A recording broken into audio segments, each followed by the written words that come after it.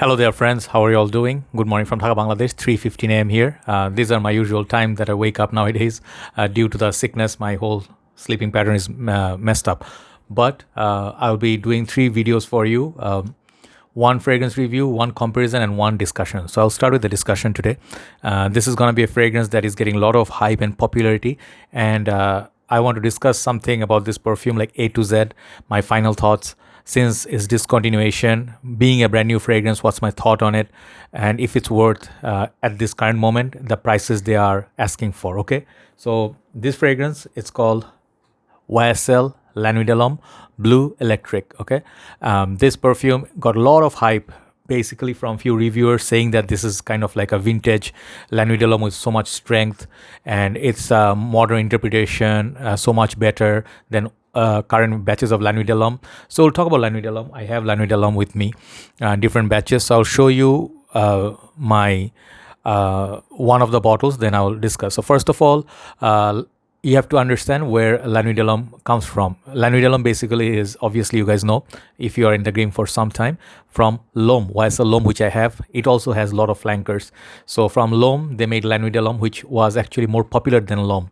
I love both the scents. L'Homme is basically an woody, citrus, kind of like a, what is that? Like a fruity, like floral, musky kind of fragrance. I have it somewhere. I didn't get it, but I like it. It's kind of like close to skin, but La Nuit projects a lot in winter, but doesn't last all that much. I know we don't have vintage formulation around like 2009, those kind of formulation. If we had, then it would be a good one.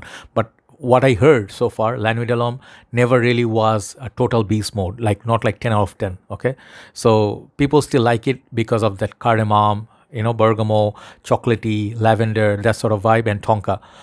The fragrance definitely gets ladies' reaction. It's tested. I tried it. I know, and it does get compliments. So La Nuit is one of the top 10 designer fragrance of all time in my book. Okay, but La Nuit current formulation, still in production, but kind of like watered down. So they made a lot of flankers, Le Parfum. I reviewed the Bleu Électrique. There's like Eau Électrique, Loin Tons, you name it. There's like L'Homme also got thousands of flankers. So basically, it was a good thing. I really liked. This is my friend's bottle who left it with me for 3 months, and he's just, I don't think, gonna take it back.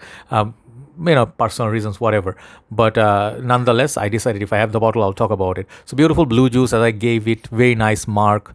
And the perfume is very, very nice, sweet, spicy, but it has a touch of freshness somewhere. So which is a more modern daytime wearable La Nuit good performance, definitely. But now let's talk about something weird. This fragrance was released, as far as I remember, last year, right? 2021. I forgot exactly, but recent years. And now it's discontinued, super hard to find. And it's picking up $100-something. YSL fragrances are not cheap by any means. This is a discussion, I'm taking my sweet time. But what would drive a company to discontinue a fragrance they just released? If it's a limited time release, I understand. If it's a different kind of fragrance, I would understand. Like they released it, let's say, for limited period of time, and that's okay. Like Invictus Aqua 2016, that's gone now. Okay, a lot of fragrances are gone. But you just released it and it's gone from the market. So either they produced it in a very short amount, like a small amount, which was sold out. So now people would buy that. Obviously, it's a business aspect. People would buy, stock up like hundreds of them, and then they would re-release it in the market. So it came out, I heard the price was like around $85, not cheap then. Now it's going over $100 for tester. Okay, 100 mil like this. So it's getting a lot of hype. People are selling it. People are buying it. So let's talk about positives, then we'll talk about some negatives, because I have more negative than positive. First of all, the positive side is if you have this perfume, you own one of the better batches of La Nuit which is long lasting, which has a nice bottle, which is limited release, so not many people will have it. And you can enjoy this if you have backup bottles, good stuff. If you even need urgent cash, if you let it go easily over $100, anybody would grab it because it's short in supply. So what happens when things are short in supply? People have more demand. Short demand versus supply curve in chain in economics. That's the theory. So you are safe in a way that you'll never actually, let's say, buy 10 bottles and run losses. Okay, so that's a good thing. Then second thing, you enjoy the fragrance, and third thing is it's a beautiful presentation from YSL. But that's where, for me, the good stuff, and there's a lot of good stuff, right? You enjoy it, good performance, you never can run losses, safe, right? So let me give you some criticism of this fragrance, why I don't agree with this system. I really feel there is highly likely possibility, I don't want to assume things too much, but in past, a lot of companies did this. A fragrance that did not sell well, they sort of discontinued it, okay? And what they did, they said for time being, it's in the market, it's short in supply, but they brought it back. Pure malt, gone for $250, $300 one time, right? But here, I'm not bashing a company, but they brought it back on popular demand. Understood. But some fragrances, they say they're just released and gone. And they brought it back later, but people already spent $200-$300 on that fragrance. So imagine a person bought 10, 15 backup bottles and then they re-release this fragrance. I'm just saying, as a consumer point of view, if they re-release this, what's going to happen is the prices, let's say they ask for now $65 or $70, and you are trying to sell it for $150, trying to make some good cash out of it. But then people already have it brand new, full packaging, not tester, but full packaging for $75, and it's available everywhere. What's going to happen? You will actually go totally clueless what to do with this fragrance because you spent already $100-something and you wanted to make $50 profit. In that way, you may lose money. I'm not saying that's the case gonna be, but as my observation of 6-7 years, I think that is a highly likely possibility. But on the other side, if this is actually limited time release, the fragrance will always be going up in price, okay? But imagine this, for such a short period of fragrance in the market, what a nice mind game, right? So the thing is, it's a yes and no for me, I gave this high mark, I gave it 9 out of 10, I think, in my review. But at this price point, I don't think it's worth it.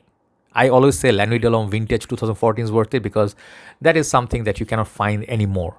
I'm pretty sure if, let's say, this one is re-released as a full-time release, then it will be available everywhere. Then people will actually not feel the hype. The hype is basically because of its shortage in supply. So as opposed to that, cheaper than that, you can get a 200 ml of La Nuit de l'Homme, newer batches, no problem. But look at that bottle.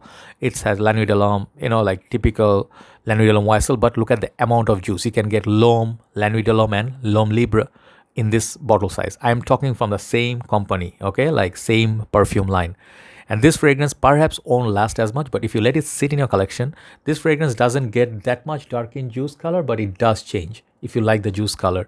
But one thing is for sure, fragrances get stronger over time, and 2-3 years, if it sits in your collection, this fragrance is going to be really stronger, more potent, and more sweeter, or spicier.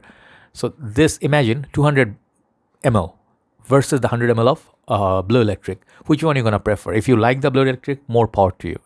I am just a practical buyer. So I will say rather buy a 200 ml of La Nuit de l'Homme over that Bleu Electric over hype. If you are in it for business, if you have 20-50 bottles backup, more power to you, okay? But I'm just letting you know my personal opinion. Bleu Electric is definitely nice. It's definitely prominent. It's very, very nice. No doubt about it. The smell is so beautiful. And in some way, because the versatility of summer, you can wear it in summer, it makes it actually a little bit sense that fragrance is really, really good. It's 9 out of 10, but not for the price point it's going for. So if you're paying for a tester $100-something, think about it again and then try La Nuit de l'Homme as well, which is readily available. So I feel this marketing ploy is working for them if they can actually pull it off like they sell off the Bleu Electric. I think they actually have a success and they have consumers' loyalty, so people will buy it, right? But if you really ask me, this is the reason why you love Bleu Electric, right? Get a 200 ml of it. Look at the big bottle. You can really look at it. It's really lovely too. I would go for 200 ml La Nuit de l'Homme over Bleu Electric. I'm not going to spend that money for Bleu Electric. That's just my personal opinion, and that's the video. So for me, it is worth it, definitely, if you can have it under $75, $80 even, but $100-something for 100 ml of Bleu Electric. This doesn't offer that extra value that you feel that you're going to get from that extra $30, $40, $50, okay? So just practicality wise, that's my 2 cents. Thanks for watching. Now time to move on to the second video. Take care. Have a nice day.